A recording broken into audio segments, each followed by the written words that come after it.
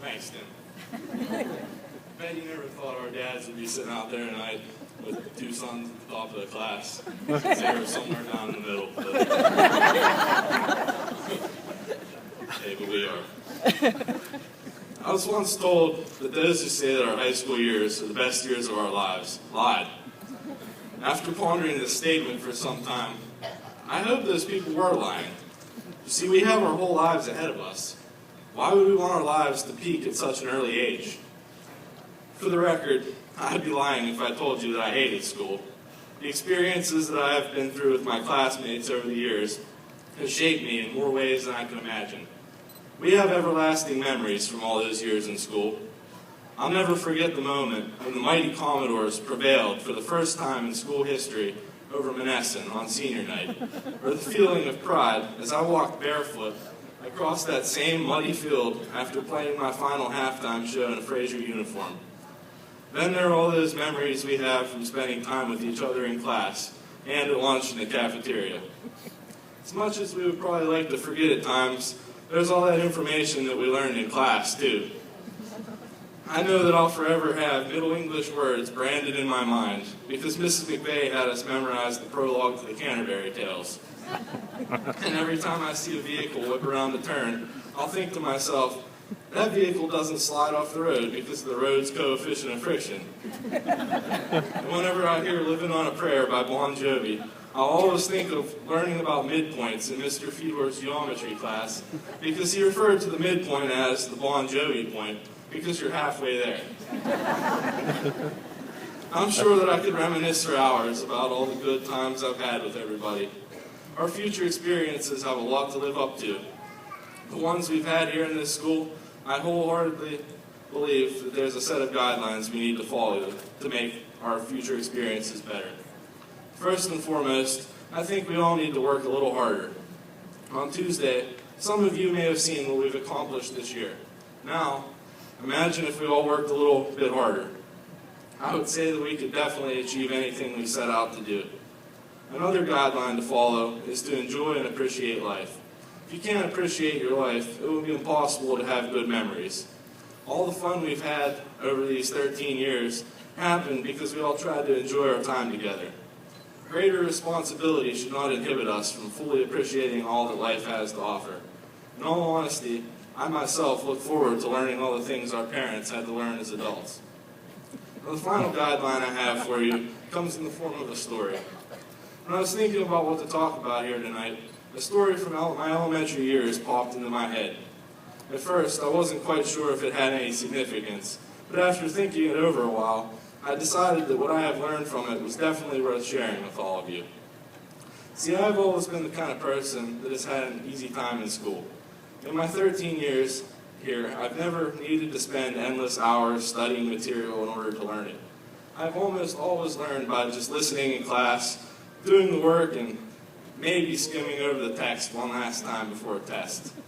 I'm also the kind of person who likes to be challenged. When I was in second grade, I decided that the work was too easy for me to just do at home. Instead of doing my homework at night, I would come home from school, say I didn't have any work, and then stay outside until the sun receded under the horizon. The next day, I would say that I forgot my homework and ask for whatever assignment I had the night before, and then complete it in class. My foolproof method of doing my work and preserving my evenings had one flaw, though. At the age of 7 or 8, I still believed in the out-of-sight, out-of-mind theory. In our garage, my dad had a set of winter tires. And these tires were a convenient place to keep sports equipment. So one day, while getting my glove and a baseball to go out and play in the yard, I had the brilliant idea to store my homework assignments in these tires. Only I knew they were there. My parents didn't play baseball, and those tires were never going back on the car. This hiding spot was the last place anyone would accidentally run across my stash of incomplete homework, or so I thought. After many weeks of hiding my papers, I was delightfully surprised to see my mom waiting to pick me up from school because it was rare that I was ever picked up from school. My parents were fans of that perfectly good yellow bus that drives right past our house. My delight was short-lived, though, because on further analysis of my mother, she did not look pleased to see her wonderful son. And she was also holding 4 bags of papers. My heart took a vacation to the bottom of my stomach.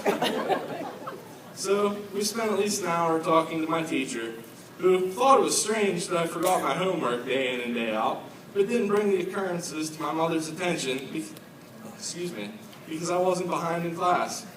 And if you know my parents, I did not escape this predicament unscathed. I spent the next few weeks doing every assignment over again. And after sacrificing many evenings, I learned that it was better to just do something instead of ignoring it. Even though I still procrastinate at times, just ask my parents. This story always weighs on my mind, and I think of how I really don't want to see my mother standing in the office with a semester's worth of homework and a look that lets me know that my fun has just reached its destination. So I hope everyone can take something from my experiences. We don't have to put off what we need to get done in order to have a little bit of fun. Ignorance is definitely not bliss. Those hidden papers will get you if you don't get to them first. They're only going to interfere with what you want to do. To enjoy life, follow the guidelines I've set out for you. Put forth the necessary effort and a little bit extra. Try to appreciate life, and at all costs, avoid those pesky tires. If you do this when you leave here, it should be easy to say, you know, I really enjoyed myself in high school, but this is definitely the best time of my life. This time, on behalf of my class, I want to thank everyone for celebrating this great occasion with us. I would also like to thank the teachers who have provided us with the knowledge to be competitive in college or the workforce, and the administrators who set the bar high for us. Last but not least, I want to thank Mr. Staggers and the band for playing for us. And finally, to my fellow classmates, good luck in your future endeavors. I have high hopes for us as a class. Let's go out and make our town and our school proud to call us their own.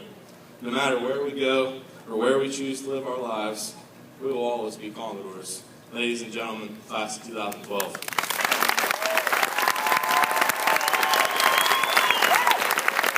Oh,